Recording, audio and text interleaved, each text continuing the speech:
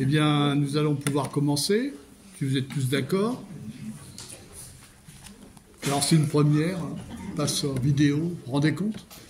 Bon, mardi, donc 25 mars 2025, donc c'est notre 8e séance consacrée à la lecture de l'Esprit des lois de Montesquieu. Bon, alors cette séance étant filmée et devant être reproduite sur YouTube, j'en profite pour indiquer qu'elle se déroule dans le cadre des activités de Philopop, l'association populaire de philosophie du Havre. Voilà. Alors, on peut faire le point d'abord, pour commencer. Lors des 2 dernières séances, nous avons examiné le gouvernement républicain, le gouvernement despotique, et nous avons montré que le despotisme ne désigne pas seulement un type de gouvernement, mais qu'il est aussi la tendance corruptrice qui les affecte tous, qui peut les affecter tous. Cette tendance est bien sûr d'abord inhérente au gouvernement despotique lui-même. Elle est constitutive de sa logique interne, en vertu de laquelle aucun gouvernement despotique ne devrait pouvoir se maintenir à l'existence, si vous vous souvenez. Mais comme on l'a vu, avec l'exemple du gouvernement chinois, un gouvernement despotique ne se maintient à l'existence que par les limites extérieures qu'il rencontre, comme par exemple celle d'un climat chaud, dans l'exemple de la Chine. Bon. Quant au gouvernement modéré, je vous rappelle qu'un gouvernement modéré, c'est un gouvernement régi par des lois. Nous disons aujourd'hui un état de droit. Quant au gouvernement modéré, le despotisme se traduit, pour eux, par une concentration et un renforcement du pouvoir, toujours plus grand, qui conduit à faire violence aux hommes. Et le despotisme se caractérise ici par ce que Montesquieu va appeler l'abus de pouvoir. Alors vous connaissez tous la célèbre formule de Montesquieu qui se trouve dans le chapitre 4 du livre 11. Je l'avais déjà cité, mais on va la reprendre. Hein, c'est dans le texte d'ailleurs qui se trouve page 1, en haut à droite, chapitre 4 du livre 11. C'est un petit extrait. C'est une expérience éternelle que tout homme qui a du pouvoir est porté à en abuser. Il va jusqu'à ce qu'il trouve des limites. Alors, voilà un constat sans appel qui invite à se défaire de toute illusion. On ne peut pas compter qu'un homme qui a du pouvoir puisse de lui-même s'empêcher d'abuser. Si tout homme qui a du pouvoir est porté à en abuser, c'est qu'il est de la nature du pouvoir de ne pas contenir lui-même ses propres limites. Il va, comme le dit Montesquieu par la suite, il va jusqu'à ce qu'il trouve des limites, jusqu'à ce qu'il trouve à l'extérieur de lui quelque chose qui l'arrête. Donc si on ne peut pas compter sur la vertu des hommes pour arrêter le pouvoir, eh bien seules des institutions pourront empêcher donc l'abus de pouvoir. Et vous voyez que le problème sera d'examiner les conditions institutionnelles qui permettent d'éviter toute dérive despotique dans les gouvernements modérés et d'assurer ainsi la liberté politique des citoyens. Et c'est ce que nous ferons en lisant attentivement les premiers chapitres du livre 11 et ceux du livre 12. Livre 11 qui traite, comme l'indique le chapitre 1er très court de ce livre 11, il traite, voyez-vous, des lois, vous avez trouvé, des lois qui forment la liberté politique dans son rapport avec la Constitution. Et puis le livre 12, lui, il traitera des lois qui forment cette liberté dans son rapport avec le citoyen. Mais nous allons d'abord nous occuper du livre 11. Alors, une remarque tout de même, avant de commencer. L'interrogation de Montesquieu certes, a une portée générale, mais on peut dire aussi qu'elle répond à une inquiétude concernant le risque de despotisme qui menace, selon lui, l'Europe à son époque. Et si vous regardez bien la page 3, vous voyez qu'au chapitre 8, le premier texte en haut, eh bien voilà ce qu'écrit Montesquieu dans le deuxième paragraphe du chapitre 8 du livre 8. Je lis: « La plupart des peuples d'Europe sont encore gouvernés par les mœurs, mais si par un long abus de pouvoir, si par une grande conquête, le despotisme s'établissait à un certain point, il n'y aurait pas de mœurs et de climat qui tinssent, et dans cette belle partie du monde, la nature humaine souffrirait, au moins pour un temps, des insultes qu'on lui fait dans les trois autres. » Vous voyez que Montesquieu est extrêmement inquiet, très inquiet, du devenir de son propre continent. Le despotisme a déjà triomphé sur les trois autres continents, et maintenant il menace l'Europe. La liberté n'y subsiste qu'à la faveur d'un climat tempéré, qu'à la faveur de la douceur des mœurs. Mais si l'abus de pouvoir qui est propre aux monarchies absolues, et il pense ici surtout à la monarchie française, si l'abus de pouvoir s'installe durablement, eh bien le despotisme risque de s'imposer de façon durable. Il n'est pas très optimiste, et d'ailleurs il ne voit pas d'un très bon œil la colonisation qui a lieu à son époque, la traite des Noirs, qui fait appel massivement à l'esclavage, parce qu'il a peur qu'en Europe, on réintroduise les esclaves. Il y a des projets qui vont en ce sens. Il s'agirait de faire venir des esclaves de l'Asie, vous voyez, pour effectuer des travaux pénibles, par exemple dans les mines. Donc il n'est pas très optimiste sur ce point. Et bon, il est le premier, il faut le rappeler, qui condamne l'esclavage. C'est vraiment le premier. J'ai envie de poser la question, et nous, Européens d'aujourd'hui, en quoi le propos de Montesquieu peut-il avoir pour nous un écho? Est-ce que nous n'avons pas des motifs aussi d'être inquiets quant au devenir des États de droit, qui voient parfois une concentration des pouvoirs, un effacement des contre-pouvoirs, et aussi une pérennisation de toute une série de mesures liberticides établies à l'occasion de la lutte contre le terrorisme, de celle contre l'épidémie de Covid, et peut-être un jour, ça c'est un problème qu'on peut se poser, est-ce qu'on ne risque pas de telles mesures aussi en fonction d'une logique de guerre? Est-ce que l'état de droit n'est pas aujourd'hui en danger? Voilà la question que nous nous posons. Bon, mais avant d'examiner les conditions institutionnelles qui seules peuvent arrêter l'abus de pouvoir et assurer la liberté politique des citoyens, il va être d'abord nécessaire d'entendre, de savoir ce que l'on entend par là. C'est-à-dire, qu'est-ce que signifie la liberté politique? Et c'est à cette explication que Montesquieu consacre les premiers chapitres du livre 11. Vous voyez, les premiers chapitres du livre 11 que vous avez sous les yeux, page 1. Après avoir présenté au chapitre 2 la diversité des opinions sur le sujet de la liberté, eh bien, il explique qu'à partir du chapitre 3, et puis continue au chapitre 4, il explique ce que c'est que la liberté, puisque c'est là le titre du chapitre 3. Et on pourra compléter cette explication par le chapitre 2 du livre 12, qui se trouve à la page suivante, où Montesquieu aborde la liberté du citoyen. Alors, pour déterminer ce qu'est la liberté politique,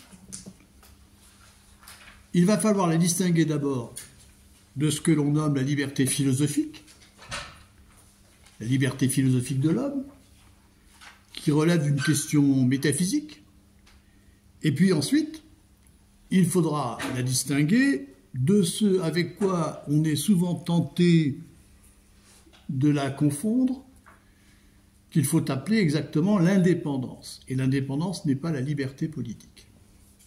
Donc ce sont les deux points qu'il faut d'abord envisager. Alors voyons la première distinction. Alors je lis le texte, page 2, le texte du chapitre 2 du livre 12 qui se trouve à droite, le début. Je lis tout simplement le texte, chapitre 2, le titre « De la liberté du citoyen », premier paragraphe. La liberté philosophique consiste dans l'exercice de sa volonté, ou du moins, s'il faut parler dans tous les systèmes, dans l'opinion où l'on est, que l'on exerce sa volonté. La liberté politique consiste dans la sûreté, ou du moins dans l'opinion que l'on a de sa sûreté. Voilà. Alors, la liberté philosophique, c'est l'objet d'un débat entre les philosophes. Et on a eu l'occasion de le voir dans les premières séances que nous avons faites sur la liberté. Alors, le problème, vous le savez, c'est celui de savoir si la volonté humaine est réellement libre ou non, ou si le sentiment que l'homme a de sa liberté n'est pas tout simplement illusoire. Pour le dire de façon plus directe, plus courte, est-ce qu'il y a ou non un libre arbitre, ou ne s'agit-il là que d'une illusion? Il est clair que pour les philosophes qui défendent l'idée d'un déterminisme absolu, eh bien évidemment, il n'y a pas de volonté libre. Ça n'a pas de sens. Il n'y a qu'une opinion que l'homme a de sa liberté. Mais Montesquieu refuse ici d'entrer dans ce débat. Ce n'est pas son problème ici. La question n'est pas ici de savoir si la volonté humaine est libre ou non. La question, c'est de savoir ce que la volonté humaine peut faire en société. Jusqu'où pouvons-nous agir? Dans quelles limites? Voilà la question qui va se poser. Le problème donc de la liberté politique, c'est celui de savoir en quel sens l'homme est libre en société. Alors, s'il est vrai que la liberté politique n'est pas la liberté philosophique, on peut rappeler toutefois que cette dernière est pour Montesquieu à l'origine du problème dont la solution, c'est-à-dire l'établissement d'un droit, permet d'établir la liberté politique. Et il me paraît nécessaire, si vous voulez, de rappeler brièvement pourquoi et comment. Souvenez-vous de ce que Montesquieu a montré au chapitre 1er de son premier livre, qui est de loin, vous vous souvenez, le chapitre le plus, je dirais, le plus philosophique, le plus métaphysique de son œuvre. Et je vous ai photocopié, page 3, vous verrez quelques petits extraits de ce chapitre. Bon, mais on ne va pas les lire, hein, c'est simplement pour vous. Dans ce chapitre, donc chapitre 1er du livre 1, vous vous souvenez, il s'interroge sur les lois qui dérivent de la nature des divers êtres. Il écrit « Tous les êtres ont leurs lois, aussi bien la divinité, le monde matériel, les êtres intelligents, que les bêtes. Tous les êtres ont leurs lois. Elles sont différentes, selon la nature des êtres. Mais surtout, et c'est ça que vous devez surtout retenir, surtout, il montre que contrairement au monde physique, qui est gouverné par des lois constantes, comme la loi de la chute des corps, le monde intelligent ne suit pas constamment les siennes. Et que la raison principale de cette inconstance elle est dans la nature des êtres intelligents, comme le sont les hommes. Les hommes sont des êtres intelligents. Et comme l'explique Montesquieu dans ce fameux chapitre 1er, voilà ce qu'il dit, il est dans leur nature d'agir par eux-mêmes. C'est-à-dire qu'ils sont libres. C'est une certaine manière de parler ici de la liberté de la volonté. La définition philosophique de la liberté. Ainsi, en tant qu'être intelligent, les hommes peuvent s'écarter des lois primitives qui gouvernent leur intelligence, qui, je vous le rappelle, sont des règles de justice innées que Montesquieu appelle des rapports d'équité. Vous vous souvenez de cela? Ce sont des lois qu'il découvre dans son intelligence, qui sont des lois de justice, qu'il appelle des lois primitives, parce qu'elles ne sont pas faites par lui, elles sont en lui. Et au fond, ce sont des lois qui stipulent ce qui est juste et ce qui est injuste. On voit donc que la liberté philosophique de l'homme se caractérise d'abord, elle s'affirme d'abord par la possibilité qu'il a de désobéir aux lois, à commencer par ces lois de justice qu'il découvre dans son intelligence et qu'il n'a point faites. L'homme est un être qui a le pouvoir de s'écarter des lois qui gouvernent son intelligence. Et c'est bien parce que la liberté est un pouvoir d'infraction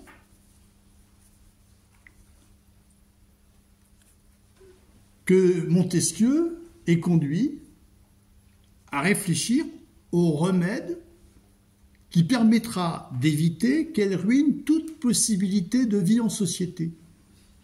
C'est bien parce que l'homme, la liberté de l'homme, la liberté constitutive de la nature humaine est une liberté négative, au fond, une liberté d'infraction, qu'il va falloir réfléchir au remède qui va permettre effectivement aux hommes de vivre en société et ne pas être victimes de cette liberté. Et comme il l'explique, vous vous souvenez là encore, au chapitre 2 et 3 du premier livre, dès que l'intelligence humaine s'éveille, à l'issue d'un processus de socialisation et d'acquisition des connaissances, eh bien, les hommes sont tentés d'entrer en guerre les uns contre les autres. Vous vous souvenez de ce point? Et aussi longtemps que les hommes sont réduits à leur biologie, selon la fameuse hypothèse d'un état de nature, à laquelle recourent assez volontiers les philosophes, eh bien, Montesquieu reprend cette hypothèse. Qu'est-ce que serait l'homme dans un tel état, s'il était réduit, au fond, à sa biologie, à vivre comme un animal? Eh bien, l'homme ne pourrait y avoir aucun désir de domination sur les autres. Pourquoi? Parce que, dans un tel état, les hommes seraient des animaux craintifs, portés à fuir leurs semblables. C'est-à-dire que l'état de nature ne peut pas être un état de guerre. C'est un état, au contraire, où les hommes cherchent à se fuir. Ils ont un sentiment de faiblesse et de détresse qui les porte plutôt à se fuir. Et c'est seulement en se socialisant, en développant leur intelligence, en acquérant des connaissances, que ce sentiment de faiblesse se renverse en sentiment de force et que les hommes cherchent alors à s'accaparer par la violence les principaux avantages de la société, comme le dit exactement Montesquieu, les principaux avantages de la société.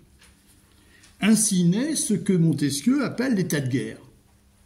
L'état de guerre entre les hommes qui va les contraindre à trouver un remède pour éviter de s'entretuer. État de guerre où l'on voit que l'intelligence de l'homme exerce au fond un rôle ambivalent. Ambivalent parce que d'un côté, elle est ce qui pousse les hommes à agir par eux-mêmes, en s'écartant des règles de justice qui gouvernent leur intelligence et à faire violence aux autres hommes pour assouvir leurs passions. Et puis de l'autre, elle est ce qui leur permet d'envisager un remède à cet état de guerre que leur liberté engendre, que leur liberté d'infraction engendre, en établissant des lois politiques et civiles qui leur permettent de s'unir en société. Vous voyez ? Ambivalence. Et donc, si je résume, vous voyez que la liberté d'infraction, cette liberté négative qui est constitutive de la nature de l'homme, au fond, la liberté philosophique de l'homme, eh bien, cette liberté est à l'origine d'un état de guerre entre les hommes dont le seul remède est l'établissement d'un droit qui va produire la liberté politique. Vous voyez que, d'une certaine façon, la liberté négative de l'homme nous conduit, finalement, à la liberté politique, en tant qu'elle va résulter d'un remède aux maux créés par la liberté philosophique. Vous voyez que ce rappel nous permet de comprendre pourquoi la liberté politique se définit comme l'antidote de cette liberté d'infraction qui est constitutive de la nature de l'homme. Et je reprends la définition que Montesquieu donne de la liberté politique au chapitre 2, livre 12. La liberté politique consiste dans la sûreté. Vous voyez, le terme de sûreté est très important. Elle consiste dans la sûreté, ou du moins dans l'opinion que l'on a de sa sûreté. Alors, je commande cette définition très originale, très originale. Elle ne consiste pas, vous voyez, la liberté politique ne consiste pas dans l'exercice de sa volonté, mais dans la sûreté. Et qu'est-ce que c'est que la sûreté ? C'est le fait d'être en sécurité, de se sentir en sécurité, à l'abri de l'arbitraire qui provient de la volonté des autres. La sûreté, c'est le sentiment dont on jouit quand on est protégé par les lois et qu'on cesse de vivre sous la menace et dans la crainte. Et vous trouvez d'ailleurs au chapitre 6 du livre 11, dans son paragraphe 3, une définition encore plus précise et plus explicite de la liberté politique qui complète celle que je viens de vous lire. On peut la trouver donc au chapitre 6. C'est toujours page 2, mais cette fois-ci dans la colonne de gauche, en haut à gauche. Le troisième paragraphe, regardez bien, ligne 13. Je lis.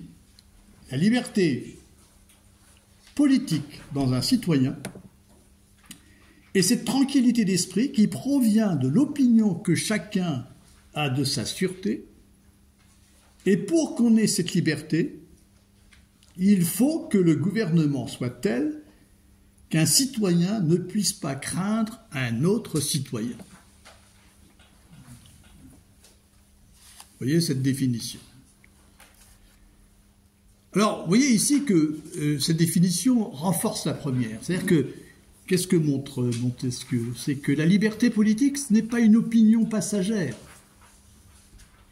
Ce n'est pas un sentiment de sécurité momentanée.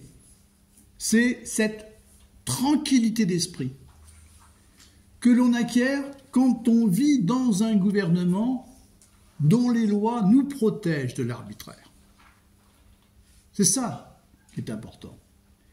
Donc celui qui ne dépend que des lois, eh bien ne dépend pas de l'arbitraire des hommes. Au fond, c'est ça l'idée, c'est que le seul moyen de ne pas dépendre de l'arbitraire des hommes, c'est de vivre dans un gouvernement dont les lois, justement, nous protègent de cet arbitraire. C'est la seule façon de ne pas dépendre des hommes, c'est de ne dépendre que des lois. Et celui qui ne dépend que des lois, eh bien, il jouit d'une tranquillité d'esprit, car il sait à quoi s'en tenir sur ce qui peut lui arriver.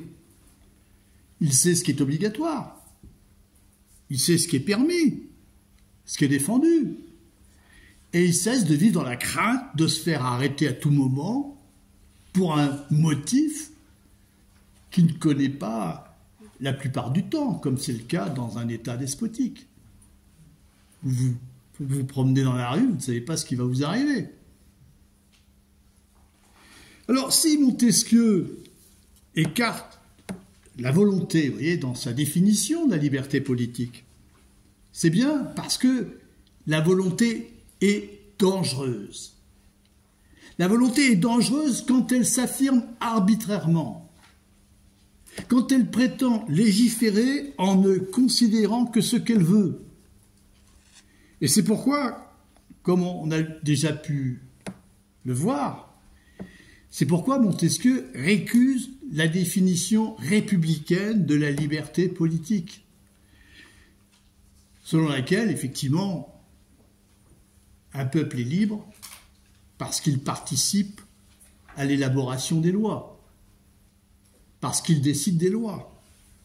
Eh bien, pour Montesquieu, vous vous souvenez, nous l'avions dit, c'est là confondre le pouvoir du peuple avec la liberté du peuple. Un peuple a le pouvoir en ce qu'il décide des lois qu'il se donne, comme dans une démocratie, mais il n'est pas libre pour autant. Il n'est pas libre pour autant, et il n'est libre que si son pouvoir est modéré et réglé par des lois qui protègent les citoyens contre l'arbitraire. Vous voyez la différence? Et là, je lis chapitre 3, le début du chapitre 3, page 1.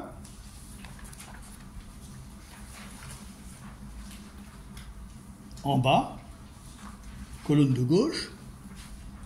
Il est vrai que dans les démocraties, le peuple paraît faire ce qu'il veut, mais la liberté politique ne consiste point à faire ce que l'on veut. C'est clair, hein? Alors après avoir levé la confusion entre le pouvoir du peuple et la liberté du peuple, entre la liberté politique du citoyen et l'exercice de la volonté, après avoir levé cette confusion, eh bien Montesquieu va distinguer la liberté politique de l'indépendance. C'est la deuxième distinction que j'avais formulée tout à l'heure. Qu'est-ce que c'est que l'indépendance? L'indépendance, c'est l'état de celui qui ne dépend que de lui-même et qui n'a donc à rendre compte de ses actes à personne. L'indépendance, c'est la condition qui caractérise l'homme dans la fameuse hypothèse de l'état de nature, dans ce que les philosophes appellent l'état de nature. Mais contrairement à ces philosophes qui considèrent qu'à l'état de nature, les hommes sont libres naturellement et que l'État institué doit préserver cette liberté. C'est ce que pensent les philosophes du contrat social. Vous voyez, c'est comme ça qu'ils raisonnent. Au fond, le but des institutions politiques, c'est de préserver la liberté des hommes. Vous voyez, de la garantir par des lois. Bien, contrairement à ces philosophes, Montesquieu considère qu'à l'état de nature, il n'y a pas de liberté naturelle. Il n'y a pas de liberté naturelle parce que, au fond, dans cette hypothèse, on l'a vu, les hommes vivent comme des animaux craintifs. Ils sont tous également soumis à la même faiblesse et à la même détresse. Ils sont égaux, oui, en ce sens, mais ils ne sont pas libres. Ils vivent dans l'insécurité, dans une insécurité radicale.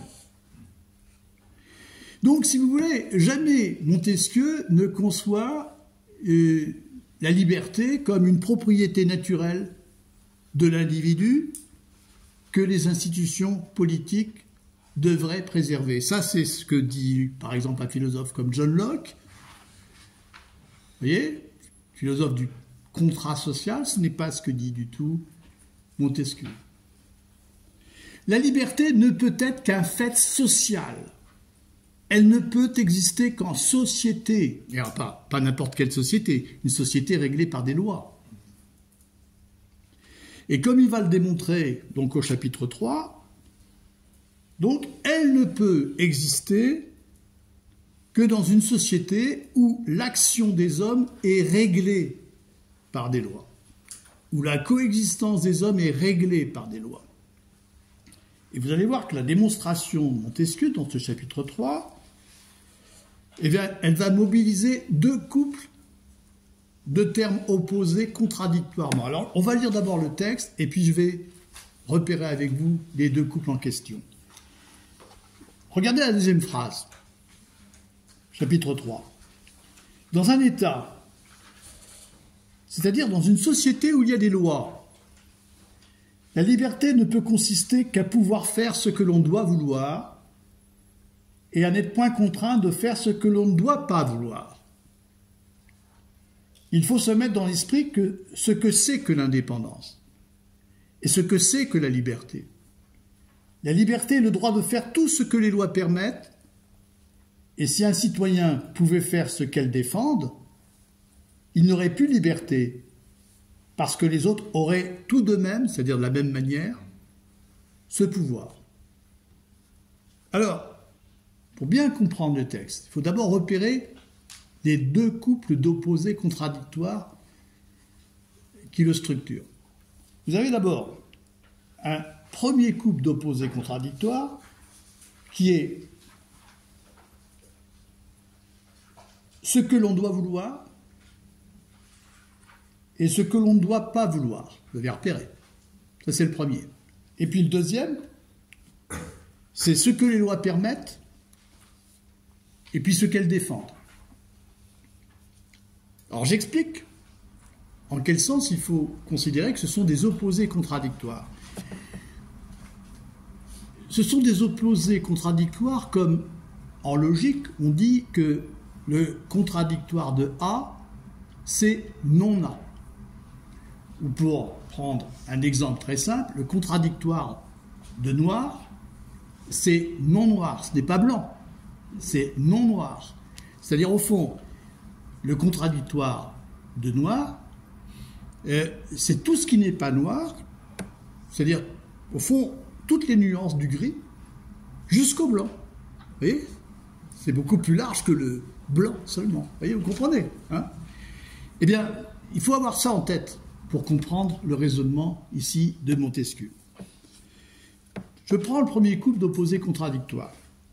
Donc, la liberté politique consiste non pas à pouvoir faire tout ce qu'on veut, non pas à pouvoir tout faire, mais, comme il le dit, à pouvoir faire ce que l'on doit vouloir, c'est-à-dire ce que la loi rend obligatoire, ce que la loi définit comme obligatoire, ce qu'elle prescrit, ce qu'elle prescrit expressément. Et, corrélativement, elle consiste à pouvoir refuser de faire ce qu'on ne doit pas vouloir, ce qu'on ne doit pas vouloir, c'est-à-dire ce qui n'est pas obligatoire. Je peux refuser de faire ce qui n'est pas obligatoire, ce que la loi ne prescrit pas expressément. Donc vous voyez que la loi pose des limites, elle pose les limites de ce qu'on peut faire, et évidemment, elle exige l'exécution de ce qu'elle définit comme obligatoire, de ce que l'on doit vouloir. Alors on peut toujours prendre des exemples si vous voulez, c'est toujours plus facile avec les exemples. Je dois par exemple m'acquitter de mes impôts en temps et en heure, et si je ne les paie pas en temps et en heure, je serai sanctionné par une majoration. Et si je refuse de les payer, je serai passible d'une sanction beaucoup plus lourde. Vous voyez que si le citoyen ne fait pas ce qu'il doit vouloir, eh bien la loi peut faire appel à l'usage de la force publique pour rendre effective son exécution. On est d'accord là-dessus. Au-delà maintenant, au-delà des limites que fixe la loi, il y a tout ce qui n'est pas obligatoire. Hein? Tout ce qui est non noir, hein, si je reprends l'exemple que j'ai donné tout à l'heure. Et ce qui n'est pas obligatoire, nul ne peut contraindre un citoyen de le faire. C'est ce que dit exactement Montesquieu. Je reprends sa formule. La liberté politique consiste à n'être point contraint de faire ce que l'on ne doit point vouloir. Donc ce qui n'est pas obligatoire. Toute contrainte, qu'elle soit physique ou morale, que ce soit, je ne sais pas moi, une menace, du chantage, toute contrainte est dans ce cas considérée comme un acte de violence qui porte atteinte à la liberté du citoyen. Personne ne peut contraindre un citoyen de faire ce que la loi ne définit pas comme obligatoire. Et la loi protège le citoyen contre les actions qui le contraindraient de le faire parce qu'elles sont attentatoires à sa liberté. On ne peut pas me contraindre de porter tel type de vêtements dans la rue. Voilà. Considérons maintenant le second couple d'opposés contradictoires. Hein, c'est la suite. Je lis à nouveau. La liberté est le droit de faire tout ce que les lois permettent, et si un citoyen pouvait faire ce qu'elles défendent, il n'aurait plus liberté parce que les autres auraient tout de même ce pouvoir. Hein, j'ai repris ce passage. Donc, il y a ce qui est permis, ce que la loi permet. Et ce qui est permis par la loi, eh bien, c'est le domaine de tout ce qu'elle ne défend pas. Oui, c'est le domaine de tout ce qu'elle ne défend pas, de tout ce qu'elle n'interdit pas. Et ce qu'elle permet, elle donne le droit de le faire. Et quand je dis qu'elle donne le droit de le faire, il faut être clair là-dessus. Ça ne signifie pas que la loi tolère que je le fasse ou qu'elle m'autorise à le faire. Elle me permet de le faire. C'est mon droit. C'est mon droit. Donc, si vous voulez, encore une fois, comprendre l'importance, mesurer l'importance de cette opposition établie par la loi, on va encore reprendre quelques exemples concrets. Je crois que c'est toujours mieux. Par exemple, je n'ai pas le droit d'utiliser ma perceuse pour faire des travaux chez moi. Je suis très bricoleur. À partir de 22 heures, les jours de semaine. Mais j'ai tout de même le droit d'utiliser pendant la journée. C'est permis par la loi. Et mon voisin qui a envie de faire la sieste à 2 heures de l'après-midi, il râle, il n'est pas content. Il vient me déranger, il me dit non, ça suffit, vous ne pouvez pas continuer. Il ne peut pas déposer plainte pour m'empêcher de le faire, en se plaignant de nuisance sonore. Après 22 heures, oui. Or, je lui dis, monsieur, je suis désolé, mais là, je peux, j'ai le droit. C'est la loi. De la même manière, j'ai le droit d'exprimer une opinion, même si elle déplaît à un certain nombre de gens, dans les limites de la loi. Il ne faut pas que ce soit des propos diffamatoires. Il ne faut pas que ce soit des propos racistes, qui sont considérés comme des appels à la violence. Mais j'ai le droit de dire ce que je pense de telle religion, de tel homme politique. J'ai même le droit de dire des conneries. J'ai le droit de dire que la Terre est plate. C'est pas un crime. C'est de la bêtise, mais c'est pas un crime.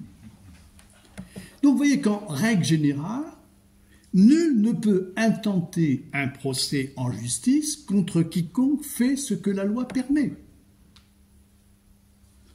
En revanche, comme l'écrit encore Montesquieu, si un citoyen pouvait faire ce que les lois défendent, cela voudrait dire alors que tous pourraient le faire. Dès lors, l'opposition établie entre ce qui est permis et ce qui est défendu, cette opposition s'effacerait, la loi serait détruite, et la destruction de la loi entraînerait avec elle la destruction de la liberté politique des citoyens. Parce qu'un citoyen qui se croirait libre en faisant ce que les lois défendent n'aurait plus en réalité de liberté. Il n'aurait plus aucune liberté en réalité, puisqu'il serait désormais exposé à l'arbitraire de n'importe qui. Donc si nous concluons sur ce point, voyez bien que la liberté n'est pas l'indépendance, qui revient à prétendre faire tout ce que l'on veut sans limite. Et si les lois n'existaient pas pour déterminer ce qui est obligatoire et ce qui ne l'est pas, ce qui est permis et ce qui est défendu, la liberté serait détruite. Chacun serait exposé à l'arbitraire des autres. Vous voyez donc que la liberté politique, la liberté n'existe que par les lois, auxquelles tous doivent être soumis, y compris les gouvernants. Donc vous voyez que ici, pour Montesquieu, on ne peut pas parler de la liberté naturelle, ça n'a pas de sens. Il n'y a de liberté que dans le cadre d'une société. Et toute la question, c'est de préserver ce cadre. Alors, donc, j'ai bien compris, la liberté n'existe que par les lois. Mais on est tenté de faire ici une objection. Est-ce qu'on n'appelle pas loi, parfois, des textes liberticides? Est-ce qu'on peut se contenter d'une simple dénomination? Est-ce qu'il ne faut pas admettre qu'il y a des lois qui ne méritent pas leur nom? Et comment dès lors s'assurer qu'une loi ne soit pas la décision arbitraire d'un homme, d'un groupe d'hommes, qui imposent leurs intérêts à la société tout entière, au détriment des autres? Pour l'instant, la seule chose dont nous soyons sûrs, à ce stade de notre réflexion, c'est comme le dit Montesquieu au chapitre 4, regardez le chapitre 4 en haut à droite, je lis, deuxième phrase, « La liberté politique ne se trouve que dans les gouvernements modérés. » La seule chose que je puisse dire pour l'instant. Elle ne se trouve que dans les gouvernements modérés, c'est-à-dire les gouvernements réglés par des lois. Seulement, évidemment, ça veut dire aussi qu'elle ne peut pas exister dans des gouvernements despotiques. Ou, pour reprendre une formule de Montesquieu dans le livre 5, que j'avais cité déjà, où la loi est seulement la volonté momentanée du prince. Dans un État despotique, la loi n'est que la volonté momentanée du prince. Seulement, bon, on est d'accord là-dessus. Ce que je viens de vous dire est incontestable. Elle n'existe que dans les gouvernements modérés. Mais c'est loin d'être suffisant. Car, comme le précise aussitôt Montesquieu, juste après, elle, c'est-à-dire la liberté, mais elle n'est pas toujours dans les États modérés. Elle n'y est que lorsqu'on n'abuse pas du pouvoir. Je reprends. Mais elle n'est pas toujours dans les États modérés. Elle n'y est que lorsqu'on n'abuse pas du pouvoir. Et s'il y a abus de pouvoir, eh bien, les lois elles risquent d'être ce que Montesquieu va appeler au chapitre 6 des lois tyranniques. C'est-à-dire des lois dictées abusivement par un pouvoir qui impose son arbitraire. Vous voyez, il utilise l'expression de loi tyrannique. Donc il y a des lois qui ne sont pas vraiment des lois. Ah oui, évidemment, elles sont appelées comme telles, mais elles ne sont pas vraiment des lois. Donc il va falloir réfléchir là-dessus. Comment La question, ça va être comment éviter l'abus de pouvoir? Comment faire pour que les lois ne soient pas les simples décrets d'un pouvoir qui abuse? Voilà le problème. Alors, la solution que va lui donner Montesquieu est la suivante. La seule solution qui peut éviter que l'État ne se transforme en instrument d'oppression, c'est celle d'une constitution. Une constitution qui divise le pouvoir et arrête le pouvoir par le pouvoir. C'est ce qu'il indique, chapitre 4, juste après, dans le second paragraphe. Et je lis ce passage juste après la formule célèbre, puisque c'est une expérience éternelle que tout homme qui a du pouvoir est porté à en abuser, il va jusqu'à ce qu'il trouve des limites, qui le dirait, la vertu même a besoin de limites, et voilà le passage que je souligne maintenant. Pour qu'on ne puisse abuser du pouvoir, il faut que par la disposition des choses, le pouvoir arrête le pouvoir. Une constitution peut être telle que personne ne sera contraint de faire les choses auxquelles la loi ne l'oblige pas et à ne point faire celles que la loi lui permet. Donc voilà, la solution d'une constitution. Une constitution, c'est un dispositif qui organise les pouvoirs,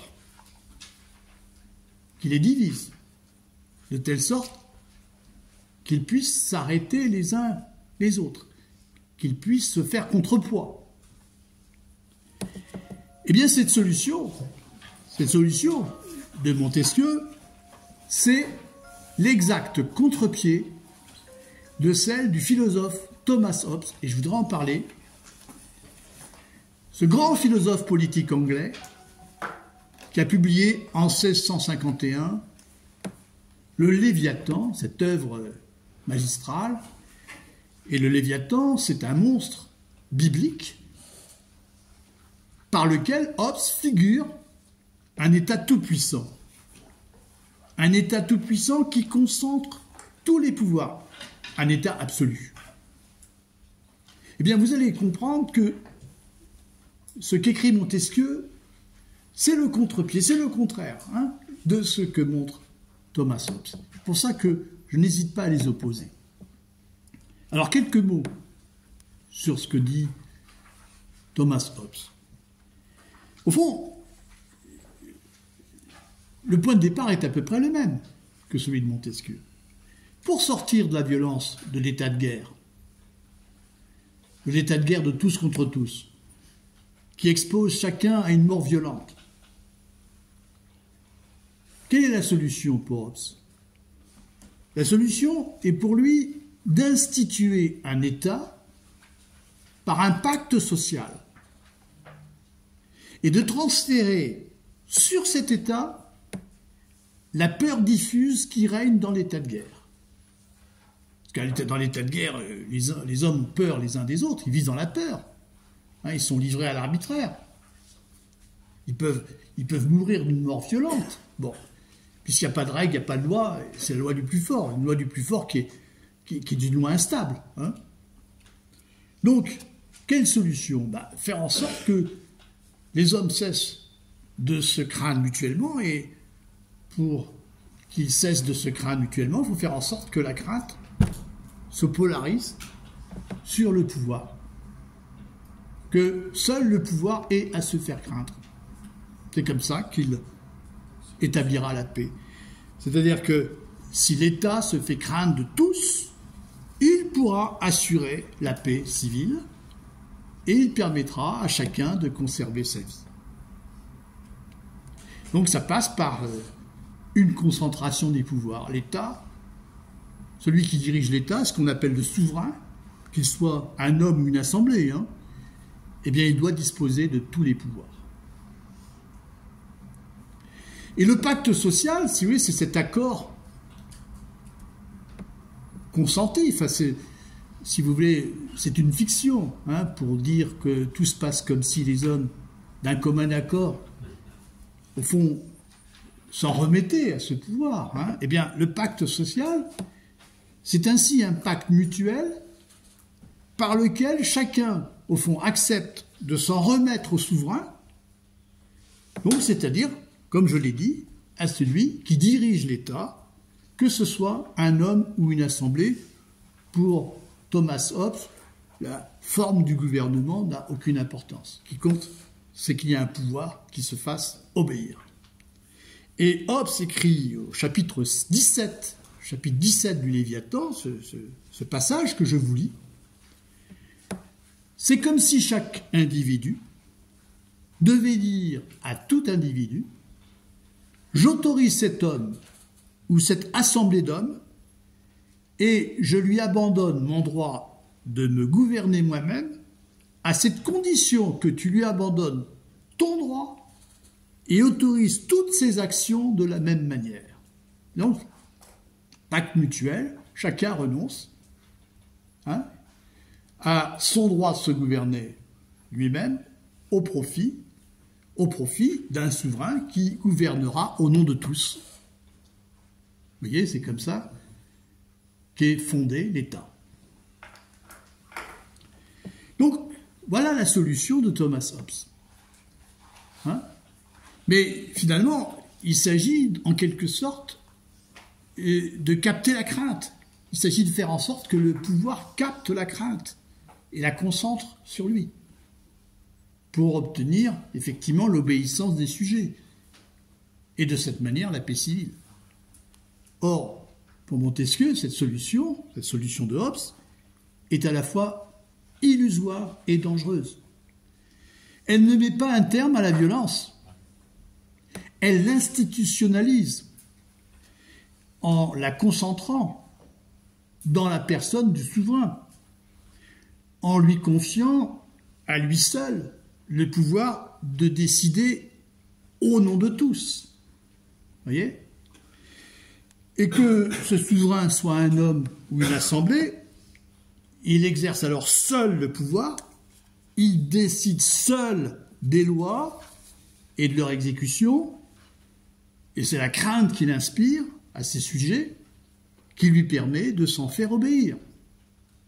Mais son pouvoir ne peut pas être contesté. C'est lui qui décide de ce qui est juste et de ce qui est injuste. Il n'y a rien au-dessus de lui. Vous voyez, il n'y a pas de loi au-dessus de lui. C'est lui qui fait la loi. Alors évidemment, pour Montesquieu, la solution de Hobbes ressemble fort à l'institution d'un État despotique. Bon, Hobbes, c'est le théoricien du pouvoir absolu. Et évidemment, pour Montesquieu, au lieu de concentrer tous les pouvoirs dans les mêmes mains, la solution est tout au contraire de distribuer ces pouvoirs dans des mains différentes. Sa solution, c'est de diviser le pouvoir.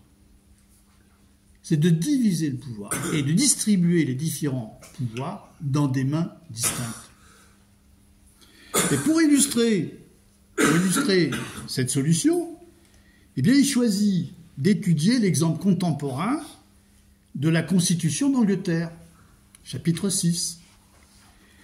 Alors, il faut savoir que, à la suite de la glorieuse révolution de 1688, parce que l'Angleterre a été troublée au XVIIe siècle, il y a eu plein d'événements. Le premier roi qui a eu la tête coupée, c'est Charles Ier. C'est pas Louis XVI.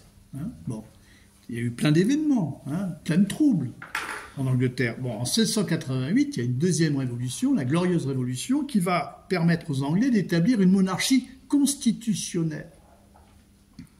Et donc c'est cette monarchie qui va inspirer ici Montesquieu. Mais contrairement à ce que l'on dit souvent, Montesquieu n'en fait pas un modèle. Ce n'est pas un modèle. Alors, je ne vais pas encore expliquer pourquoi, parce que j'ai déjà dit plusieurs fois. Pour Montesquieu, il ne peut pas y avoir de modèle de bon gouvernement dans l'absolu. Je ne reprends pas l'explication. Mais, qu'est-ce qu'il fait de cette Constitution? Il en fait un objet d'étude privilégié. Elle est, selon le terme même utilisé par Montesquieu, elle est un miroir, c'est le terme qu'il emploie, vous voyez, il ne parle pas de modèle, il parle de miroir. Elle est un miroir grâce auquel on peut réfléchir aux conditions qui assurent la liberté politique. Alors, miroir ne signifie pas que Montesquieu va se contenter d'écrire la réalité institutionnelle de l'Angleterre. Il ne va pas se contenter de décrire ce qu'il voit. Non, parce qu'il va éliminer d'ailleurs un certain nombre d'aspects de cette Constitution, un certain nombre de ses lacunes. Il va, en quelque sorte, procéder par une épure, voyez. Il va construire une sorte d'objet, il va construire une sorte d'objet de laboratoire qui lui permettra de réfléchir. C'est-à-dire, au fond, il va faire une sorte d'expérience de pensée, en quelque sorte, en s'appuyant sur la Constitution d'Angleterre. Alors, s'il se bornait à une description empirique, il utiliserait le présent de l'indicatif. C'est pas ce qu'il fait. Il écrit au conditionnel. Et pourquoi il écrit au conditionnel? Pour souligner qu'il s'agit pour lui avant tout de déterminer les conditions sans lesquelles la liberté politique serait anéantie. Comme en témoigne d'ailleurs un passage, le paragraphe 6 du chapitre 6, vous voyez page 2, là vous allez comprendre, ce passage est très clair. Donc, ligne 31, et vous voyez qu'il s'exprime au conditionnel. Tout serait perdu, ligne 31, donc le chapitre 6, colonne de gauche, page 2, tout serait perdu si le même homme ou le même corps de principaux, le même corps des principaux, c'est-à-dire des magistrats, ou des nobles, ou du peuple, exerçait ces trois pouvoirs, celui de faire des lois, celui d'exécuter les résolutions publiques, et celui de juger les crimes ou les différends des particuliers. Vous avez repéré ce passage. Tout serait perdu. Vous voyez, il écrit au conditionnel. Au fond, son problème, c'est quelles sont les conditions qui assurent la liberté politique et que se passerait-il s'il n'y avait pas ces conditions? Voilà, c'est comme ça qu'il pose le problème. Contrairement à ce qu'on dit encore, Montesquieu ne préconise pas une séparation des pouvoirs. Vous entendez sans cesse dire que Montesquieu, c'est celui qui a conçu la séparation des pouvoirs. C'est faux. Bon, on peut comprendre qu'on puisse parler ainsi, mais c'est faux. Et vous allez comprendre pourquoi.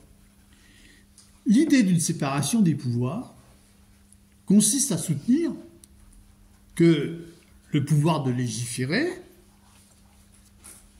le pouvoir d'exécuter, et puis le pouvoir de juger, doivent être distribués à trois organes distincts et indépendants, isolés les uns des autres.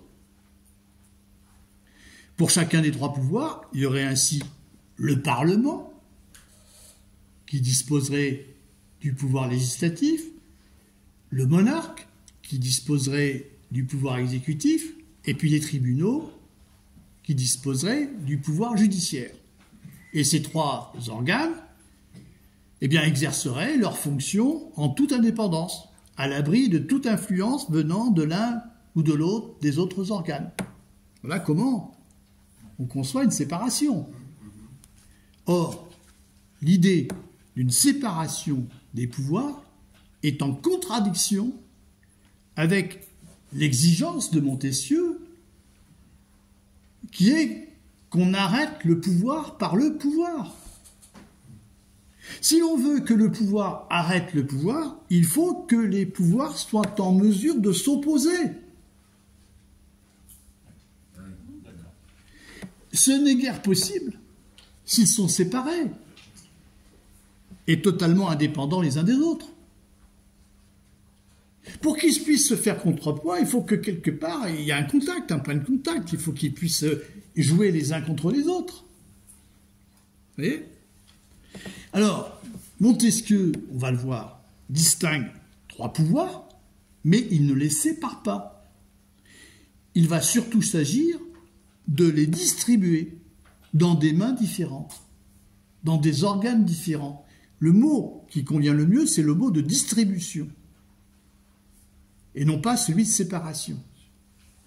Alors, si maintenant, regardez bien, si on examine la Constitution d'Angleterre, eh bien vous allez voir, là je vais aller à l'essentiel, parce que le chapitre est assez long, eh bien vous allez voir que le Parlement ne fait pas seulement les lois, il contrôle aussi leur application par le pouvoir exécutif.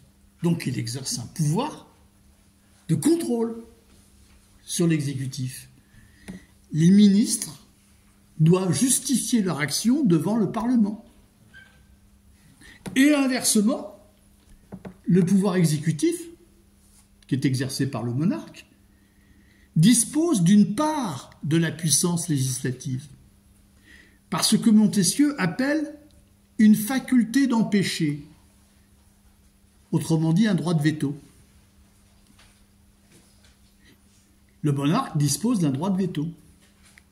C'est-à-dire que le Parlement élabore et vote les lois dont ses membres ont pris l'initiative, mais ces lois n'entrent en vigueur que si le monarque y consent,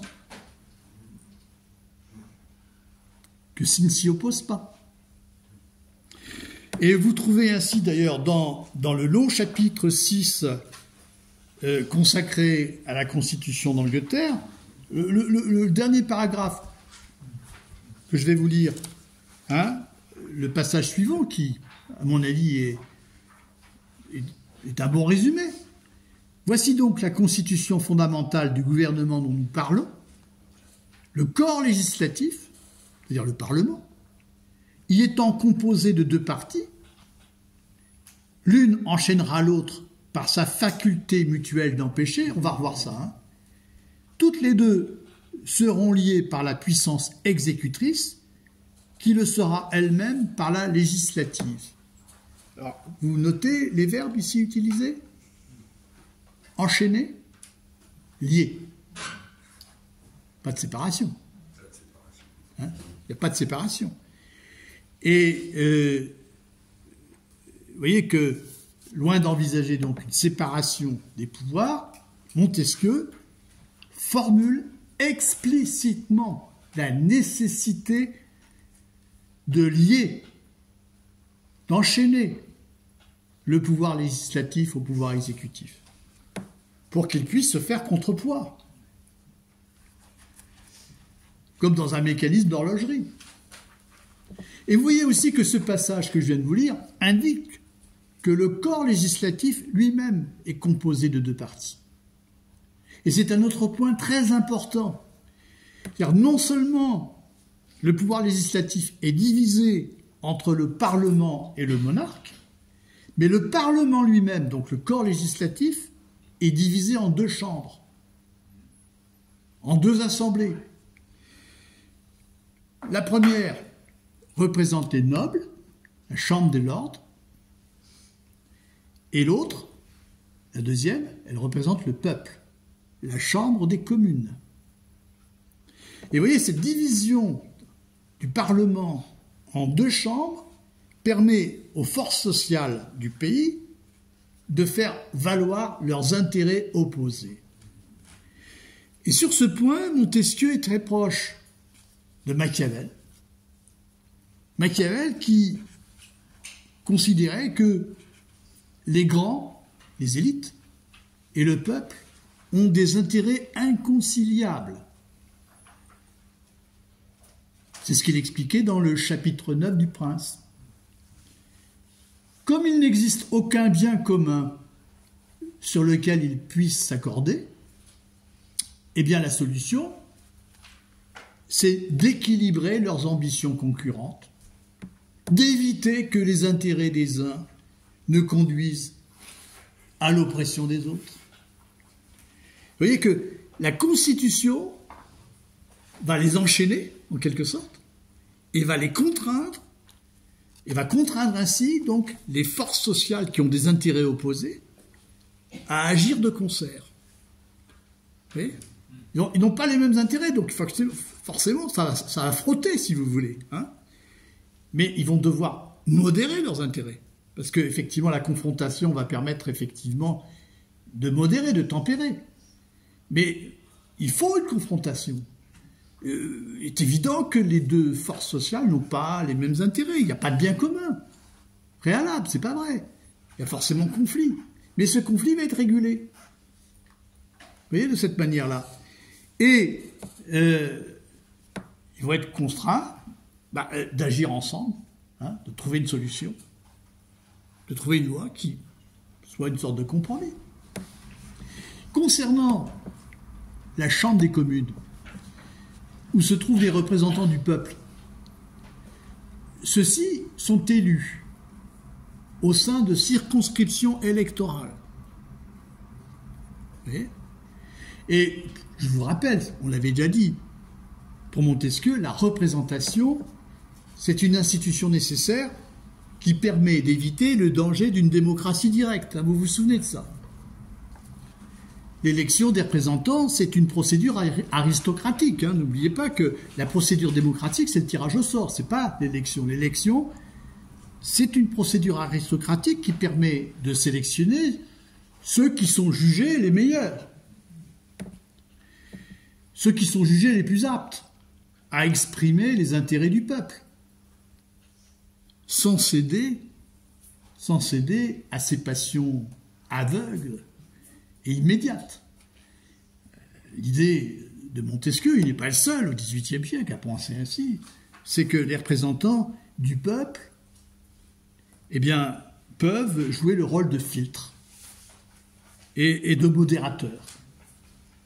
Vous voyez, ils canalisent les passions du peuple. Ce serait dangereux que le peuple puisse s'exprimer directement, hein, c'est toujours cette idée qui revient. Et donc pour ces raisons, je vous le rappelle, les représentants ne sont pas des commissaires du peuple, contrairement à ce que voudra Rousseau dans le contrat social. Hein. Les commissaires du peuple, ils ont un mandat impératif. Non, c'est pas comme ça que Montesquieu l'envisage. Alors si je récapitule, ce qui préserve donc de l'abus de pouvoir, donc ce n'est pas une séparation des pouvoirs, mais c'est leur distribution dans des organes distincts, et c'est aussi le partage du pouvoir législatif par plusieurs forces sociales et politiques. Alors lorsque ces conditions ne sont pas réunies, c'est-à-dire lorsque le pouvoir législatif et le pouvoir exécutif sont confondus dans les mêmes mains, et j'ajoute aussi quand ce sont les intérêts d'un seul groupe social qui commande, la conséquence, c'est celle qu'énonce Montesquieu, chapitre 6, paragraphe 4, ligne 18 à 24. Ligne 18 à 24. Bon, on va lire le paragraphe entier, c'est aussi bien.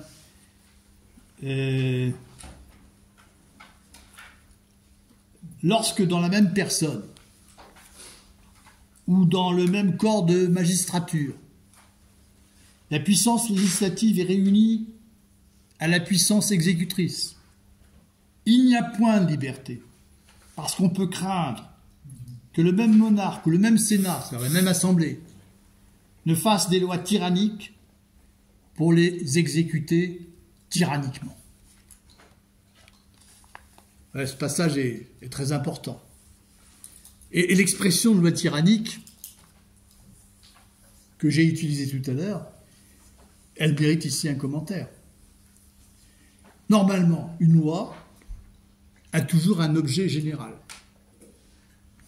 Elle définit ce qui est obligatoire pour tous, ce qui est permis à tous, ce qui est défendu à tous. C'est ce qu'on a vu. Et elle ne considère normalement jamais des hommes ni des cas particuliers. voyez ? Elle ne cible, elle ne privilégie et elle ne cible aucun groupe particulier. Par exemple, prenons des exemples encore une fois. Une loi peut définir des fonctions hiérarchiques pour exercer des responsabilités. Seulement, si elle nomme par avance les titulaires de ces fonctions, ce n'est plus une véritable loi, c'est une loi tyrannique. Et une loi est encore tyrannique si elle est conçue pour discriminer une partie de la population. Vous voyez ?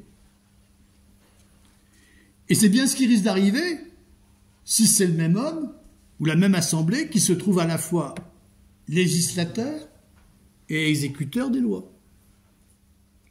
Parce que les lois qui seront produites, elles seront élaborées seulement en vue de leur application à des cas particuliers. Vous voyez ? Et leur exécution, eh bien, sera elle-même tyrannique, puisque n'étant pas l'application d'une véritable loi, puisqu'étant plutôt l'application de décrets arbitraires, eh bien, leur exécution sera inévitablement un acte de violence. Vous voyez, c'est très important ce point-là. Très important. Et on pourrait, à partir de là, réfléchissez pour chaque loi, si c'est vraiment une loi, si elle n'implique pas une discrimination, etc. C'est ça qu'il faut faire. Et ça, Montesquieu nous donne la règle, en quelque sorte. Le seul pouvoir qui doit être séparé, c'est le pouvoir judiciaire. Alors que le pouvoir exécutif, le pouvoir législatif doivent être liés et enchaînés, le seul pouvoir qui doit être séparé des deux autres, c'est, je répète, le pouvoir judiciaire. Et c'est la seule fois où Montesquieu parle de séparation. D'ailleurs, formulé autrement, cela signifie que la justice doit être indépendante et que la liberté des citoyens est en danger. Elle est en danger si, justement, la justice n'est pas indépendante. Alors, lisons le paragraphe 5, chapitre 6, lignes 24 à 30.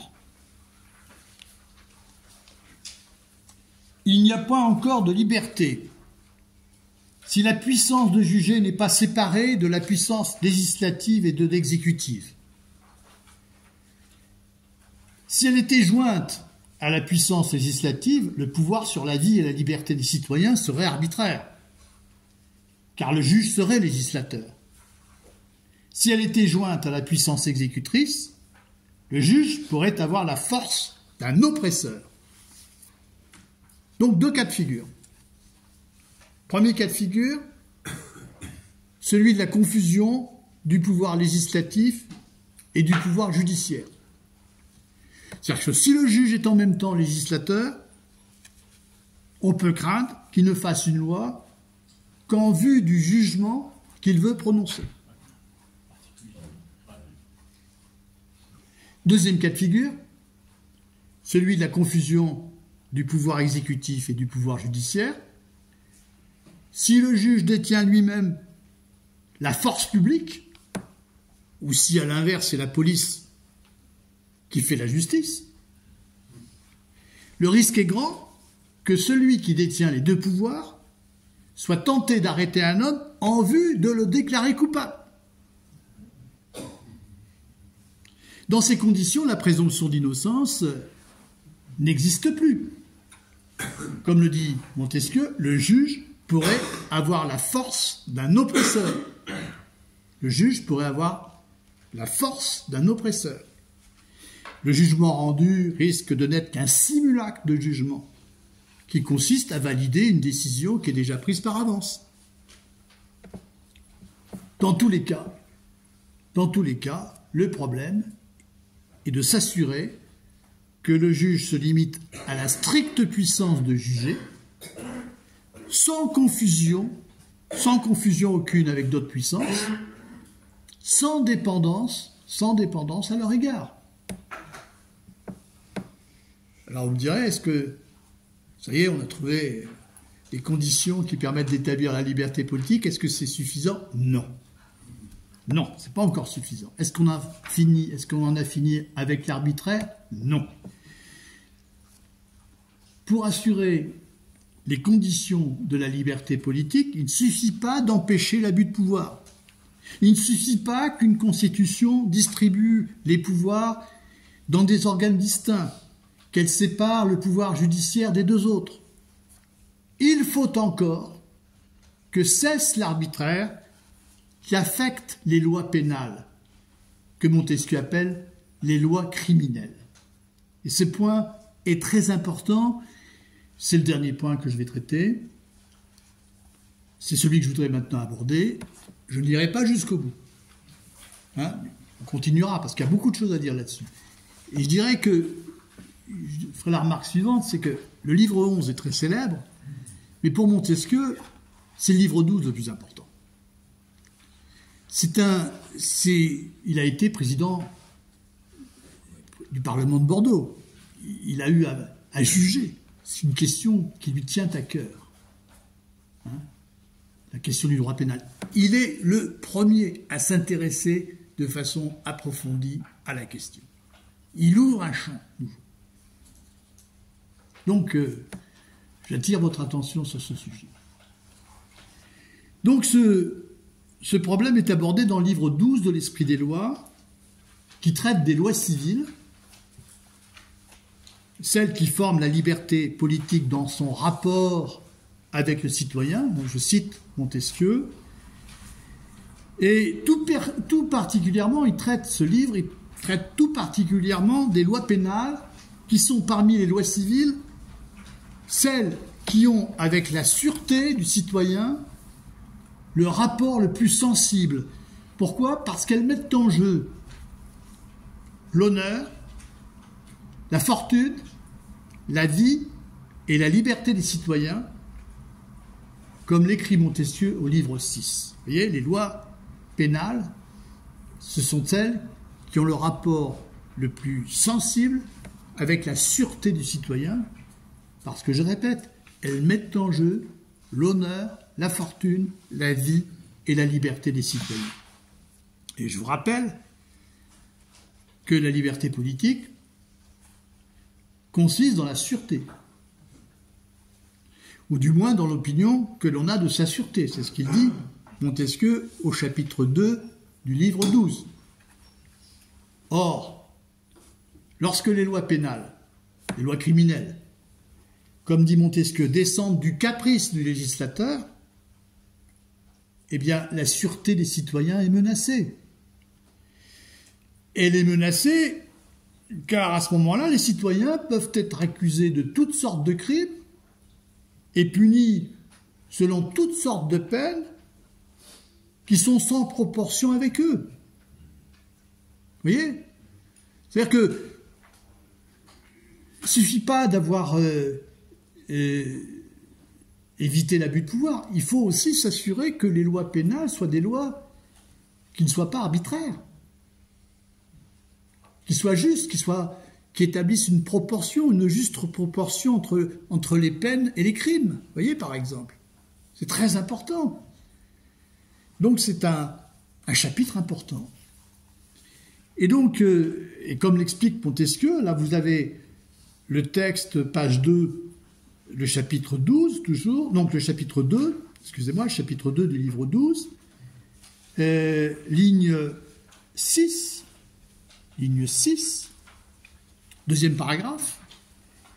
Cette sûreté, dit Montesquieu, cette sûreté n'est jamais plus attaquée que dans les accusations publiques ou privées. C'est donc de la bonté des lois, criminelles que dépend principalement la liberté du citoyen. Et précisément, la liberté du citoyen est attaquée quand le présumé coupable, celui qui est accusé d'un crime, n'est pas considéré comme un citoyen dont il faut protéger les droits avant d'établir sa culpabilité, avant de prononcer une peine. Ainsi, si on veut éviter le châtiment d'un innocent, il faut d'abord une procédure d'instruction rigoureuse. Lisez avec moi, ligne 24-28. L'avant-dernier paragraphe. Les connaissances que l'on a acquises dans quelques pays et que l'on acquérera dans d'autres sur les règles les plus sûres que l'on puisse tenir dans les jugements criminels intéressent le genre humain plus qu'aucune chose qu'il y ait au monde. Contre toute forme de justice expéditive, contre toute forme de justice qui soit soumise à la pression d'une opinion vengeresse. Vous savez bien, quand il y a eu un crime, il est médiatisé, l'opinion est en ébullition, elle demande tout de suite une sanction, une punition. Bon, c'est ce qu'il faut éviter. Contre cela, il faut une enquête sérieuse, soucieuse d'établir la vérité des faits. Une enquête qui prémunisse ainsi contre toute erreur judiciaire.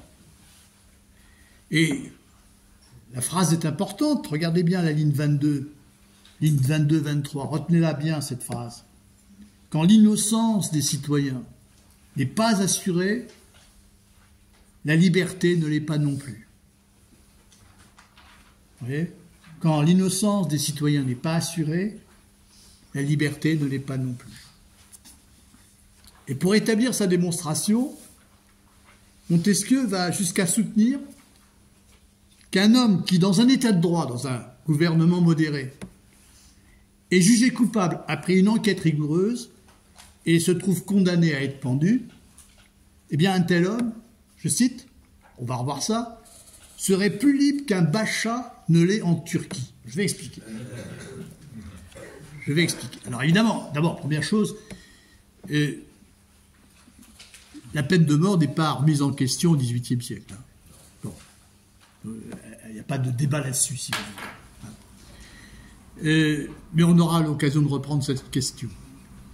Qu'est-ce que veut dire Montesquieu ? Lisons entièrement le passage, c'est la fin du paragraphe, c'est la fin du chapitre. Regardez bien, ligne 30.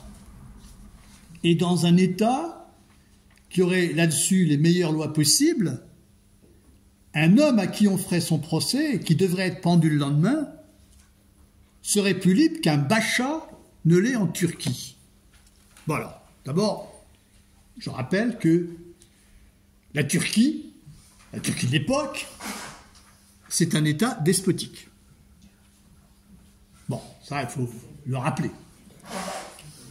Un bacha, qu'est-ce que c'est qu'un bacha ? C'est un juge de cet État qui est entièrement aux ordres du despote, qui prononce des peines arbitraires, sans aucune enquête, en frappant indistinctement les vrais criminels et les innocents. C'est ça. Bon. Alors, on pourrait penser que, contrairement à ce qu'affirme Montesquieu, il vaudrait mieux se trouver à la place du bacha et rester en vie, plutôt que de se trouver à celle de l'accusé qui est jugé et reconnu coupable d'un crime dans un état de droit, dans un gouvernement modéré, et qui sait qu'il sera pendu le lendemain. Franchement, on trouve que, on peut penser que, bon, il y va fort tout de même, c'est un peu paradoxal, son propos. Eh bien, si on réfléchit mieux, vous verrez que le paradoxe énoncé par Montesquieu est levé, si on sait que le despote peut punir de mort un homme sous n'importe quel prétexte, y compris et même surtout ceux qui sont ses ministres et ses juges, notamment les bachas. Souvenez-vous de ce que disait le livre 5 sur l'État despotique. Le despote, finalement, il s'acharne surtout sur les premières places, sur ceux qui occupent les premières places. Ce sont les premiers à tomber, ce sont les premiers qui sont exécutés. Vous voyez ? Donc le Bacha, il va pas rester longtemps en vie. Hein. Non. Alors, en fin de compte, le problème est le suivant. Qu'est-ce qui vaut mieux? Un État despotique, où celui qui juge et applique aveuglément des peines comme le Bacha peut être lui-même exposé à périr à tout moment, ou un État de droit dans lequel la liberté des citoyens est protégée, y compris quand ils deviennent assassins. Alors, dans un gouvernement modéré, vous voyez, le criminel est d'abord considéré comme un citoyen dont il faut protéger les droits, jusqu'au moment où cette protection cesse, une fois sa culpabilité établie et la peine prononcée. Il vaut mieux vivre dans un état de droit. Mais évidemment, ce qui est intéressant, c'est qu'il pousse à l'extrême l'exemple, vous voyez, pour nous forcer à réfléchir. Hein. Et je pense que c'est ici surtout que l'analyse de Montesquieu est la plus novatrice et la plus percutante. Et je vais terminer cette séance par une réflexion sur le droit contemporain, au regard de ce que dit Montesquieu. En tout cas, ce qu'il faut comprendre, c'est que quelle que soit la gravité de son crime, le criminel ne peut être d'emblée déchu de sa citoyenneté et désigné et traité comme un ennemi qu'il faut neutraliser. Ça, c'est pas du tout, évidemment, ce que dit Montesquieu. Montesquieu dit qu'il faut d'abord respecter les droits du citoyen avant de dire s'il est criminel et le punir. Donc, le criminel, il doit être puni, il ne doit être puni, s'il est criminel, qu'après avoir été jugé et déclaré coupable. Et seulement pour le crime qu'il a effectivement commis. Voilà le principe. Alors je sais bien que face à des crimes odieux, des crimes d'enfants, on sait que la tentation est grande d'envisager les peines comme des actes de guerre par lesquels on croit ainsi défendre la société. Il y a des crimes parfaitement crapuleux, horribles, épouvantables. Si vous faites une enquête, tout le monde dira juste une exception pour lui, mais il faut le tuer. Il ne faut pas le laisser en vie. On réagit comme ça. Seulement, ce que dit Montesquieu, c'est clair, hein, c'est rigoureux. La protection légale des citoyens n'admet aucune exception.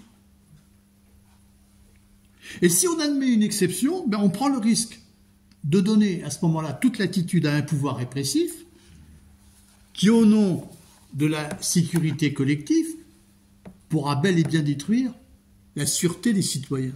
Ça commence par une exception, puis après ça peut s'étendre, hein, la porte est ouverte. Et c'est ce danger qu'ont pu souligner un certain nombre de juristes ces dernières années, en observant l'inquiétante dérive sécuritaire des États occidentaux depuis les attentats terroristes du 11 septembre 2001 à New York.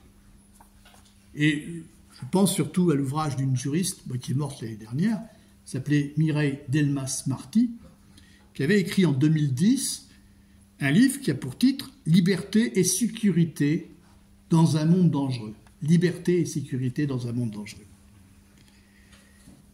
Alors, rappelons-nous que c'est au nom de la lutte contre le terrorisme que le gouvernement américain avait fait promulguer le Patriot Act. Vous vous souvenez de ça? Et il avait instauré des zones d'exception juridique en matière de détention et de statut des prisonniers comme Guantanamo.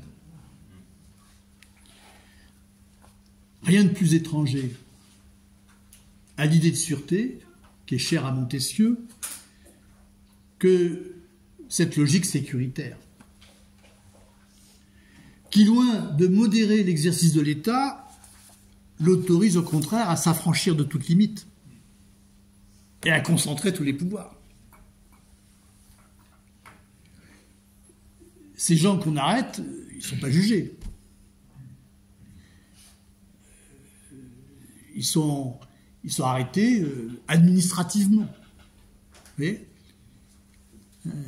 on a affaire à une détention administrative. Il n'y a pas de jugement. Bon. Alors, à partir du moment où on entre là-dedans, ça peut s'étendre. Hein. Et vous voyez que cette idéologie sécuritaire, comme on dit, elle conduit non seulement à restreindre la liberté des citoyens, mais encore à appliquer des peines préventives contre les individus qu'on juge suspects ou dangereux. Et là encore, rien n'est plus étranger à l'idée de sûreté que ce que l'on appelle aujourd'hui des mesures de sûreté, ou la rétention de sûreté. Le même mot est utilisé, mais ce n'est pas le même sens du tout. Mesure de sûreté, rétention de sûreté, qui consiste à interner, par exemple, préventivement, un suspect ou à maintenir un condamné en détention au motif de sa dangerosité, après qu'il a pourtant déjà exécuté sa peine. Allez, on ne va pas le laisser en liberté, parce qu'il est dangereux. Alors, vous voyez qu'il ne s'agit plus, dans ces conditions-là, de punir un individu seulement pour le crime qu'il a commis. Il s'agit surtout d'éviter qu'il ne commette le crime qu'on pense qu'il pourrait commettre. Vous voyez ? On est dans une autre logique, qui n'est plus celle de la punition, finalement. Et vous voyez que le droit pénal tend à faire prévaloir de plus en plus la notion de dangerosité, au détriment de celle de culpabilité. Et on fait de moins en moins appel à un juge. Le juge, finalement, il a un rôle effacé, hein, de plus en plus, puisque ce sont plutôt les experts, les psychiatres, enfin d'autres individus qui vont se charger d'établir un diagnostic pour évaluer la dangerosité d'un individu. Et on va interner un homme parce qu'on voit en lui un criminel potentiel. Alors, vous voyez, je ne prétendrai pas ce soir avoir réglé le problème, mais vous voyez, je souligne le problème en tout cas. Vous voyez que vous avez ici affaire à une logique sécuritaire qui est destinée à nous protéger contre les ennemis, contre les individus dangereux, mais qui peut peut-être un jour s'abattre contre nous et nous désigner comme nous-mêmes des individus dangereux. Oui, vous comprenez le problème, où s'arrête la limite. Donc cette logique sécuritaire est une menace pour la sûreté des citoyens, parce que si on admet en effet qu'un homme puisse être privé de ses droits de citoyen et interné sans être jugé coupable d'un délit ou d'un crime, au regard de la loi, à ce moment-là, tous les citoyens sont exposés à être menacés à leur tour. Qui décide? C'est pas un juge. C'est un pouvoir d'État. C'est un préfet, sur ordre d'un ministre de l'Intérieur. Bon. Et il a ses raisons. Ils ne sont pas toujours explicites. Vous voyez, c'est pas clair. Donc, voilà le problème qui se pose. Alors, ces remarques, et j'arrête là-dessus, elles n'épuisent pas, j'en suis conscient du sujet, elles visent surtout à montrer l'intérêt de la lecture d'Esprit des lois pour nous aujourd'hui. Alors, la fois prochaine, nous poursuivrons notre lecture du livre 12, hein, et nous approfondirons donc notre réflexion sur le droit pénal, notamment en examinant comment Montesquieu aborde par exemple les crimes contre la religion, qui sont considérés à son époque comme les crimes les plus graves. Le crime de sacrilège, le crime de blasphème. Alors, bon, évidemment, pour nous, pour un État laïque, il n'y a pas de blasphème, ça n'existe pas. Mais à l'époque, c'est un crime qui est considéré comme un des crimes les plus graves. On vous condamne au bûcher pour ça. Eh bien, là encore, Montesquieu va jouer un rôle considérable, vous voyez, dans la réflexion sur cette question. Il va contribuer beaucoup, effectivement, à laïciser, si vous voulez, la question. Montrer que finalement, ça ne regardait pas l'État. Vous voyez? Bon, mais je resterai là pour ce soir. Merci de votre écoute.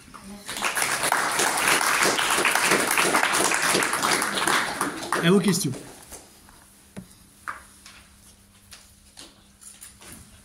Pensez très fort à Kafka, le procès. C'est le contre-exemple même de ce que nous dit Montesquieu, c'est-à-dire, ça commence à peu près comme ça. On avait dû calomnier K, car un matin, on vient d'arrêter ses sabougeuses.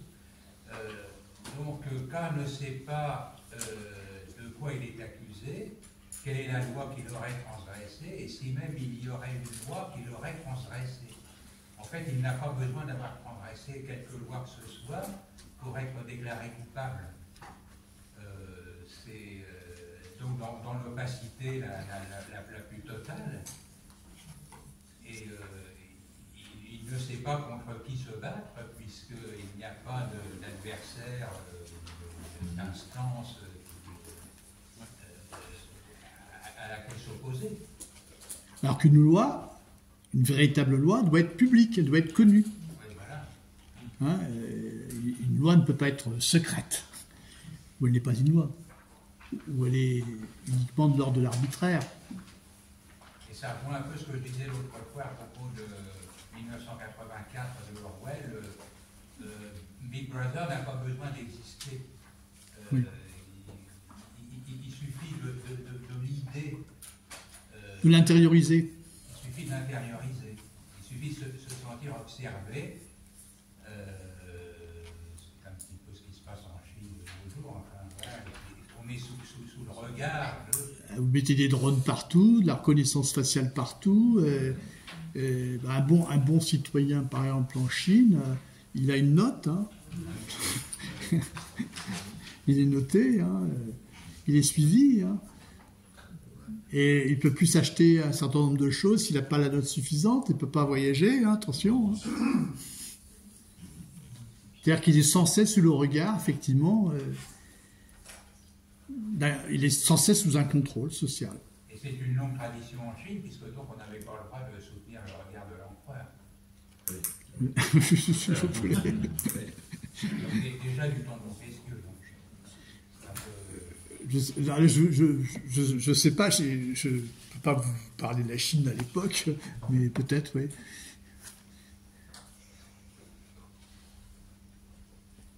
Une autre question? Oui, allez. Oui, à l'exposé, quand même, c'est limpide. On cherche en quoi, 3 siècles après, les républiques d'aujourd'hui se sont écartées des principes fixés par Montesquieu. Ça paraît assez limpide. Enfin, tu nous as expliqué la nécessité que le législatif et l'exécutif se tiennent un peu par la barbichette, que le législatif se doit d'être indépendant. On a l'impression que nos républiques d'aujourd'hui sont construites pile poil là-dessus. En quoi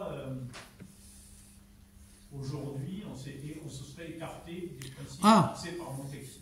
Bon, alors, ce que je veux dire, c'est que pour Montesquieu, tout ça est toujours fragile. Maintenant, si vous voulez, il y a des circonstances. C'est encore plus remarquable que ça dure 3 Oui. siècles, si c'est fragile. Moi, simplement, je voudrais dire que ce qui se passe depuis une trentaine d'années, tout de même, c'est la fréquence de ce qu'on appelle l'état d'urgence, la mise en place d'états d'urgence, qui autorise des mesures d'exception. Alors, les mesures d'exception, on va dire, bah oui, mais c'est une situation grave à laquelle il faut faire face, qui sera temporaire. Sauf que ces mesures d'exception, ensuite, elles sont pérennisées dans le droit commun.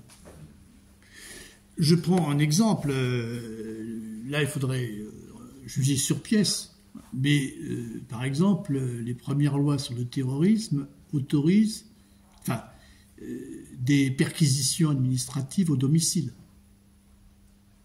Si on estime que votre comportement est suspect. Bon.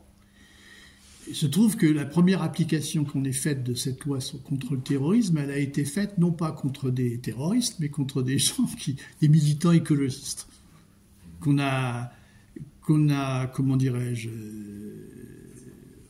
contraints de rester chez eux. Enfin, qu'on appelle ça, assignation à résidence.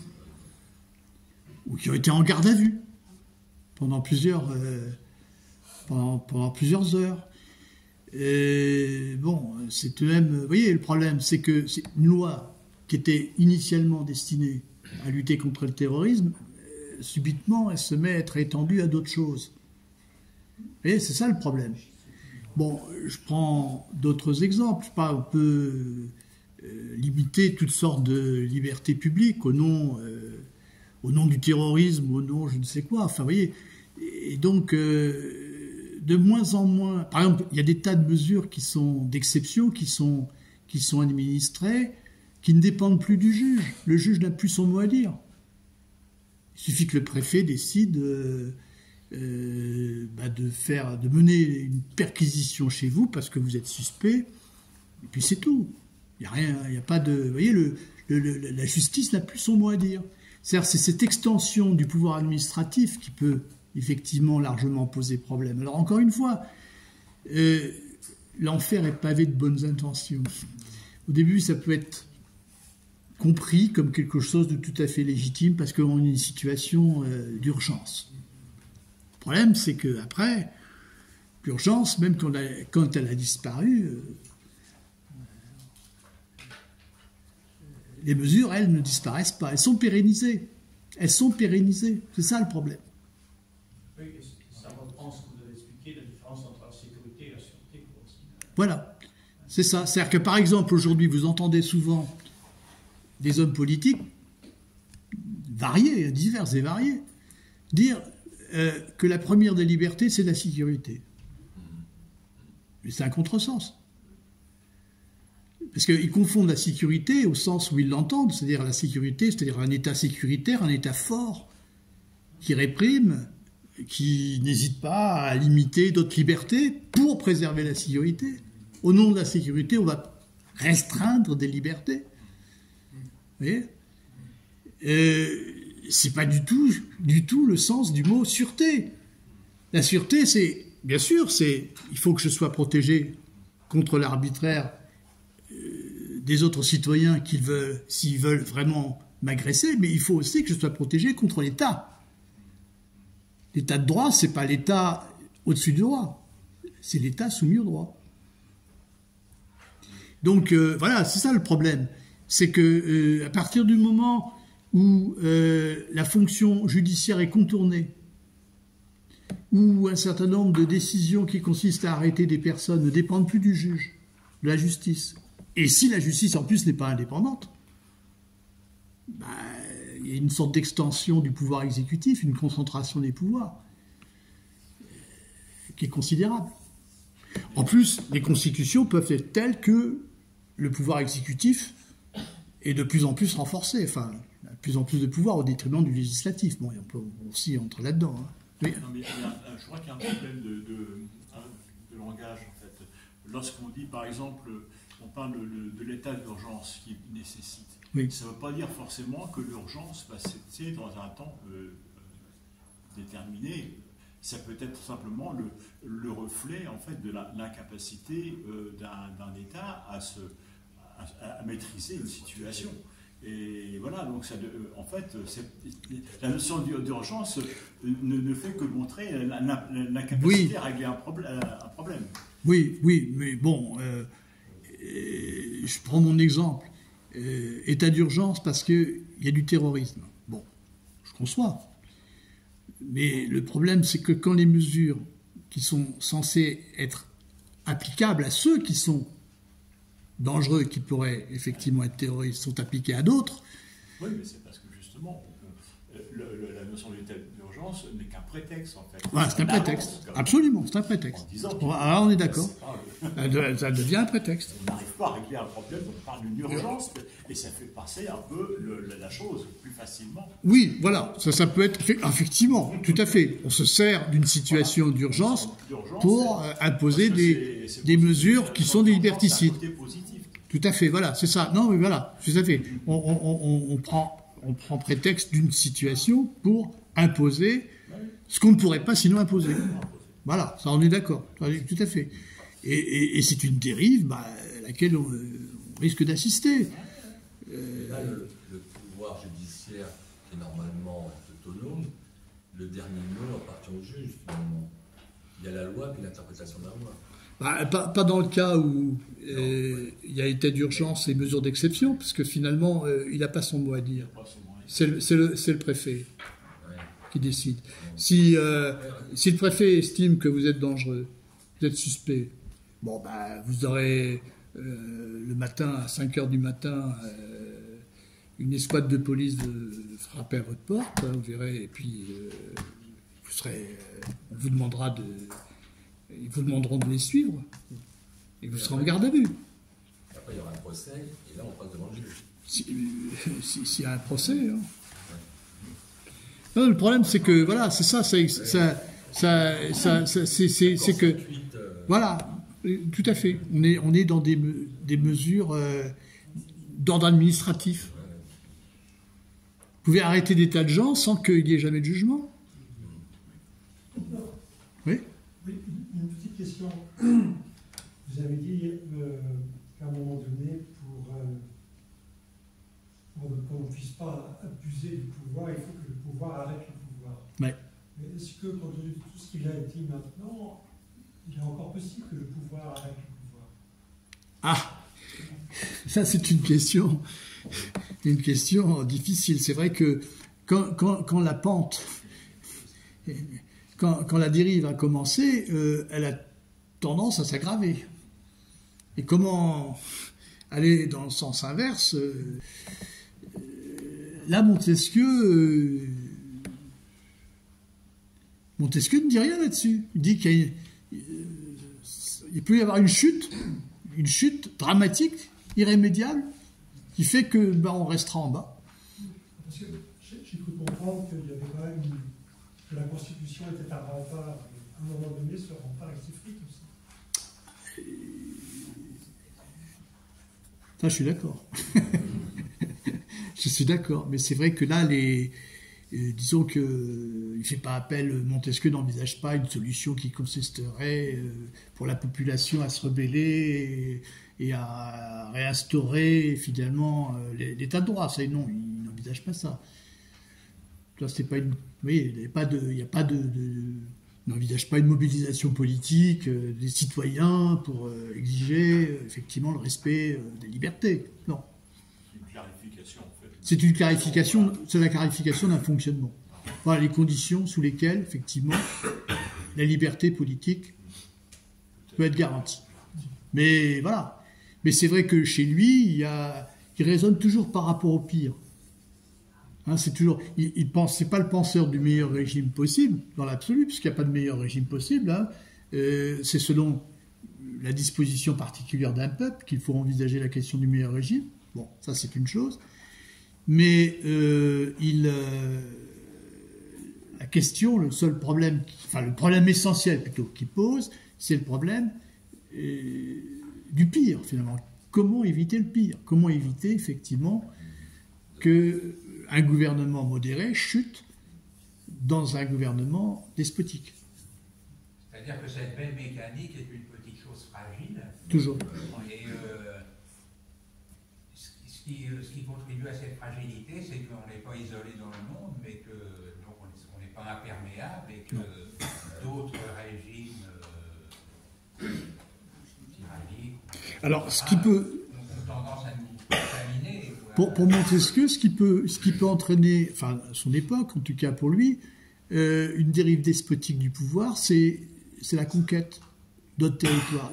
Finalement, la colonisation est une très mauvaise chose qui peut entraîner un État modéré dans une spirale despotique. Ça, il le dit. Il le montre. Et donc, oui, ça, c'est un fait. Oui. Que doit-on penser, par exemple, dans certains États, des juges qui sont élus démocratiquement par rapport à cette indépendance de la justice? Ah, comment dire? Mais il faut dire ici une chose, je ne l'ai pas dit parce que je ne pouvais pas parler entièrement du chapitre 6, mais que les juges, ceux qui exercent la fonction judiciaire pour Montesquieu, ça doit être des jurys populaires, qui ne sont pas des professionnels qui détiennent une fonction à vie. Ce ne sont pas des magistrats pour lui, ce sont des jurys populaires qui jugent. Donc, ils ne sont pas élus, mais, enfin, je ne sais plus exactement comment ça se passe, mais il est tout à fait partisan de jurys populaires. Il veut éviter que les juges deviennent un corps de fonctionnaires en quelque sorte, qui risqueraient, s'ils devenaient des juges de métier, eh bien, qui risqueraient effectivement d'exercer un pouvoir arbitraire. Donc il préfère effectivement que ce soit des jurys populaires qui se prononcent en matière de justice. Et alors, ça va même plus loin, c'est que comme il veut éviter que les hommes soient jugés en fonction des préjugés des uns ou des autres, eh bien, il est pour que les lords, la Chambre des lords, jugent les seigneurs, jugent les nobles eux-mêmes, pour éviter qu'ils soient exposés à la vindicte populaire. Voilà. Il faut que ce soit les nobles eux-mêmes qui jugent d'autres nobles, en quelque sorte, pour éviter que des jugements se fassent en fonction des passions. Hein, voilà, c'est une idée. Donc, effectivement, oui. L'idée de jury populaire. De juge populaire, ouais. Élu de. C'est quand même ça. C'est ouais. L'influence de la émotion et de la passion. Non, parce qu'ils ne jugent pas, ils ne font pas la loi, ils appliquent la loi. Ils appliquent la loi. Mais non, ça c'est important, c'est-à-dire qu'ils n'ont pas. Et pour ça qu'il faut effectivement concevoir une loi pénale rigoureuse, qui administre les peines en fonction d'un certain nombre de critères précis. Hein, ce soit pas n'importe quoi. Qu'on ne juge pas les hommes en fonction des passions du moment. Ça, c'est un point très important pour Montesquieu. Mais évidemment, ça va dépendre aussi des régimes. Hein. La question de la justice, elle est différente selon les régimes. Hein. Mais voilà. En tout cas, vous voyez bien que nous, en France encore, mais de moins en moins, il y a des jurys populaires dans les cours d'assises. Mais ça tend à disparaître. Parce qu'on professionnalise de plus en plus les choses. Comme ça coûte cher, comme ça demande du temps, de plus en plus, on se débrouille pour que finalement ces jurys populaires disparaissent. Il y en a de moins en moins. Hein. Et c'est un problème. Selon quels critères il y en a de moins en moins? Pour des raisons de rationalité économique. Parce qu'effectivement, ça demande. Si on n'a pas un jury populaire, qu'est-ce qu'on a à la place? Des professionnels. Oui, non, mais il y a des règles. Ah oui, non, je suis d'accord, mais des règles, mais les choses ne se font pas dans la plus grande transparence. Il n'y a pas de débat contradictoire, par exemple. C'est là le problème, c'est que normalement, dans un procès, il faut un procès avec un débat contradictoire, avec la défense et l'accusation. Tandis que là, à partir du moment où la question est réglée quasiment en amont par des professionnels qui, compulsent leur dossier, ont déjà plus ou moins préétabli leur peine, le débat contradictoire, il disparaît. Hein. Et puis, oui, en plus, on automatise les peines. Effectivement, il y a des peines blanchées. Vous voyez, en fait, c'est bientôt l'intelligence artificielle qui va fixer la peine qui va vous être appliquée. C'est un vrai problème. C'est un vrai problème. Il y a franchement un problème de coût. On se dit c'est trop cher, il n'y a pas assez de juges. C'est vrai en plus. Donc, c'est la fuite en avant dans une forme de technocratisation finalement du problème de la justice, où effectivement, de plus en plus, les questions sont réglées de cette façon, d'un point de vue purement technicien. Et ce qu'on appelle la jurisprudence, alors, c'est-à-dire une sorte d'habitude, de pli qu'on a pris. Alors, la jurisprudence, c'est-à-dire qu'en fait, un cas fait jurisprudence quand c'est un cas nouveau, qui n'avait jamais été jusqu'alors rencontré. C'est-à-dire, en fait, la jurisprudence consiste à réinterpréter la loi en fonction d'une situation nouvelle. On essaie de se mettre dans l'esprit du législateur. Mieux. Oui. Au mieux, bien sûr. Voilà. Souvent, on a l'impression que c'est parce qu'on a pris ce pli, donc... Oui, après ça peut devenir une forme de paresse. Après ça peut devenir effectivement une sorte de... Mais c'est vrai que la jurisprudence, d'une certaine façon, préoriente les jugements. On les consulte, effectivement. Il y a des renversements de jurisprudence. Mais il peut y avoir des changements. Ça peut bouger. Voilà, à condition effectivement qu'il y ait vraiment une justice vivante, c'est-à-dire qu'il y ait vraiment des tribunaux avec des débats contradictoires, avec et c'est vrai que ça demande du personnel. Quand vous êtes juré, vous êtes tiré au sort, tiré au sort. Oui, mais c'est le juré. Oui, mais c'est eux qui jugent. Alors maintenant ils sont encadrés par des magistrats, c'est vrai. Mais normalement, c'est eux qui décident. C'est eux. Et vous voyez qu'ils sont tirés au sort. Procédure démocratique, par excellence. Alors évidemment, ils sont tirés au sort, mais après on en élimine un certain nombre. C'est-à-dire on peut récuser un certain nombre de jurés. Les accusés peuvent récuser certains jurés. Oui. Ah, attendez. Allez-y. Non, c'est parce que... pour vous écouter. Pourquoi Montesquieu fait confiance au peuple dans le jugement du procès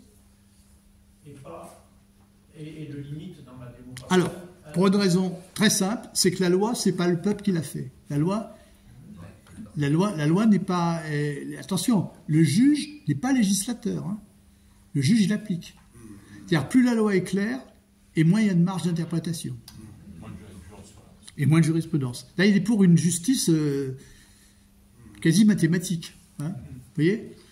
Donc, par contre, d'une certaine manière, le peuple n'a pas, enfin, les jurés n'ont pas à, je dirais, imposer une interprétation selon les passions du moment.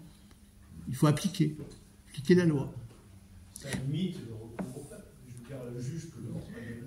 Oui, mais il est partie prenante tout de même du jugement. Il est consulté.